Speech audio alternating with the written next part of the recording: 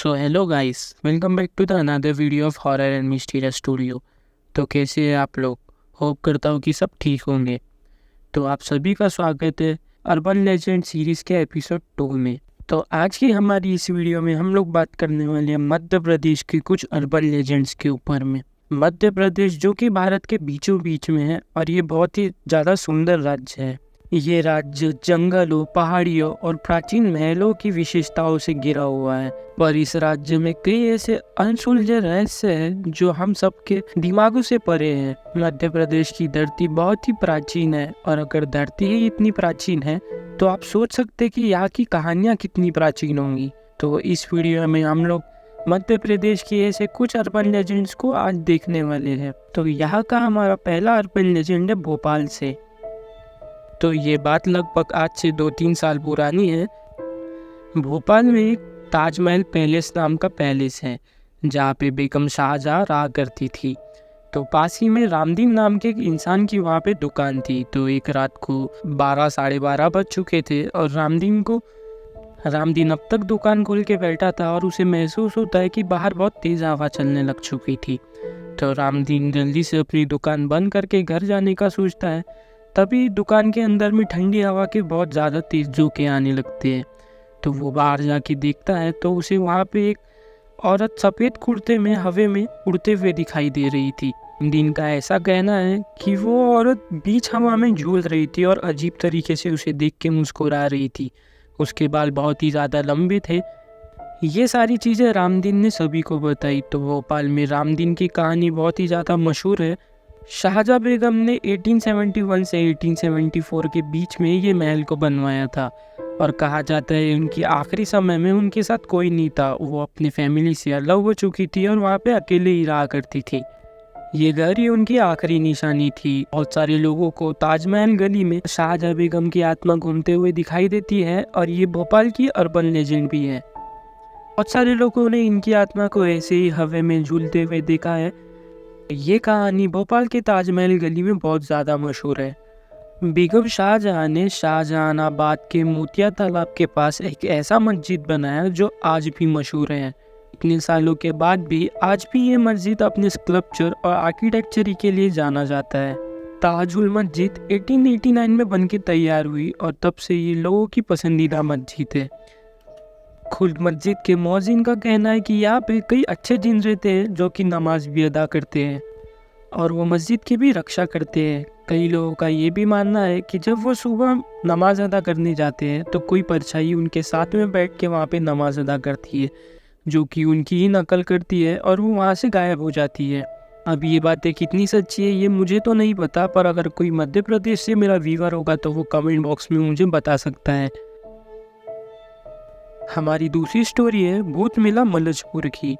हम इसे urban legend तो नहीं बोल सकते, पर ये मेला मध्य प्रदेश में काफ़ी ज़्यादा पॉपुलर है और ऐसा कहा जाता है कि ये मेले में सारे भूत आते हैं। मतलब यहाँ पे भूतों का व्यापार होता है। अगर मैं उस मेले में जाता हूँ तो मैं वहाँ पे किसी से भी कोई भूत उधार ले सकता हूँ या फिर उसे खरीद सकता हूँ, या फिर मैं भी अपने पास के भूत वहाँ पे लेके जा सकता हूँ और कोई मुझसे खरीद सकते हैं या फिर मुझसे उधार ले सकते हैं। ये सब बातें सुनने में ही इतनी अजीब लगती है तो असल में कितनी ज़्यादा अजीब होगी। इस मेले में हज़ारों की संख्याओं में लोग जिन्नत, डायन और भूतों से छुटकारा पाने के लिए आते हैं। हमारे जैसे बाहर के लोगों को ये दृश्य शायद भयभीत कर दे, पर मलजपुर के लोगों के लिए ये किस्सा 400 साल पुराना है। यहाँ पे 400 सालों से ये मेला लगते आ रहा है। ये बात तब की है जब देवजी नाम के एक महान संत मलजपुर गाँव में आते हैं। ऐसा कहा जाता है कि देवजी के पास में कुछ अलौकिक शक्तियाँ थी, उन्होंने अपनी कठोर साधना से प्राप्त की हुई थी। तभी कहा जाता है कि देवजी लोगों के सामने मिट्टी को गुड़ और पत्थर को नारियल में तब्दील कर सकते थे। इसके साथ ही में वो कई लोगों को प्रेत पीड़ा से भी छुटकारा दिलाते थे। तो आज भी मलजपुर के लोग बाबा देवजी को अपना गुरु मानते हैं। उन्हीं के नाम पे हर साल भूत मेला लगाया जाता है। बाबा के जो अन्यायी हैं वो अभी वहाँ पे लोगों की मदद करते हैं। ये कभी शारीरिक पीड़ा या फिर कभी मानसिक पीड़ा दे के लोगों के अंदर से भूतों को निकालते हैं। तो आप लोगों का इन सब चीज़ों पे क्या कहना है? मुझे तो ये सारी चीज़ें फेक लगती है, क्योंकि मैं मान सकता हूँ कि किसी आदमी के अंदर एक आत्मा का आना या फिर कोई घर का हॉन्टेड होना या फिर कोई जगह का हॉन्टेड होना ये सब ठीक है, पर भूतों का एक पूरा का पूरा मेला होना ये सही में तकियानुसी बातें हैं जिसे हमें विश्वास नहीं करना चाहिए। कई पैरानॉर्मल इन्वेस्टिगेटर्स ने इस मेले को जाके एक्सपोज भी किया है, तो आप लोग यूट्यूब पे वो सारी वीडियो देख सकते हैं जहाँ पे लोग इसे एक्सपोज कर रहे हैं। लेकिन इसी के साथ साथ मलजपुर के लोगों को भूत मेला और अपने बाबा देव जी के ऊपर पूरा विश्वास है, तो हर साल वो लोग धूमधाम से भूत मेला का आयोजन करते हैं। तो हमारा मध्य प्रदेश से तीसरा अर्बन लेजेंड है चंदेरी का कटी घाटी का भूत। भोपाल के अशोकनगर में स्थित एक चंदेरी नाम का गांव है। जगह कई सारे हिस्टोरिकल मॉन्यूमेंट और हिस्टोरिकल कहानियों से भरी हुई है। माना जाए तो चंदेरी के हर गली की एक अपनी कहानी है और हम सभी लोगों ने स्त्री पिक्चर में भी इस गांव को देखा है। इनफैक्ट यही से उस कहानी को उठाया गया था। बस ओ स्त्री कल आना यानी कि नालेबा ये कर्नाटक से लिया गया है। मगर आज हम लोग चंदेरी के एक खास जगह के बारे में बात करेंगे जिसे कटी घाटी के नाम से जाना जाता है।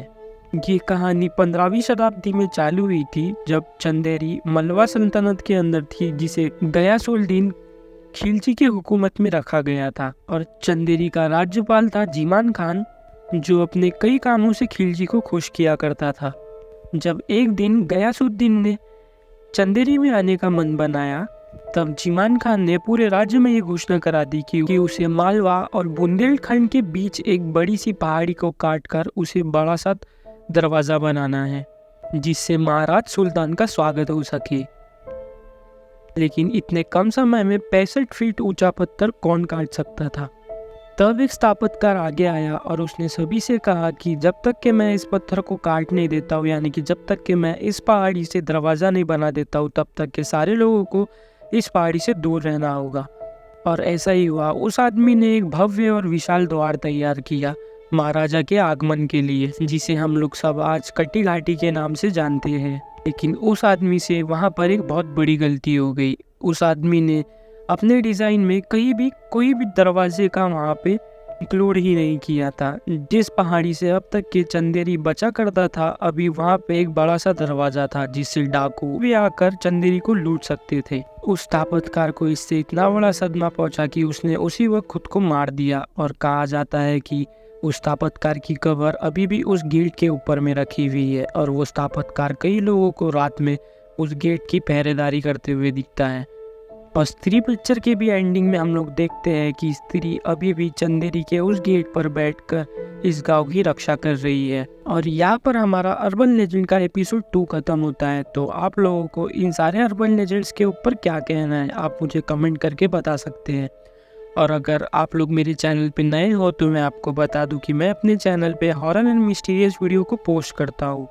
तो अगर आपके साथ में भी कोई ऐसा इंसिडेंट हुआ है जो आप मुझसे शेयर करना चाहते हैं तो आप मेरे इंस्टाग्राम या फिर मेल हैंडल पे भेज सकते हैं। उसकी लिंक आपको डिस्क्रिप्शन में मिल जाएंगी। अगर आपको वीडियो पसंद आया तो वीडियो को लाइक कर देना और इस वीडियो को अपने सभी फ्रेंड्स और फैमिली के साथ में शेयर करना। और मैं एम करता हूँ कि जल्द से जल्द मेरे 100 सब्सक्राइबर कंप्लीट हो जाए तो मैं उसके बाद में वेबकैम करना स्टार्ट कर दूँगा। तो जल्द से जल्द मेरे 100 सब्सक्राइबर कराने में मेरी मदद करना और इसी तरीके की वीडियो के लिए चैनल को सब्सक्राइब कर देना। तो मिलते हैं अगली वीडियो में, तब तक के लिए बाय बाय, थैंक यू।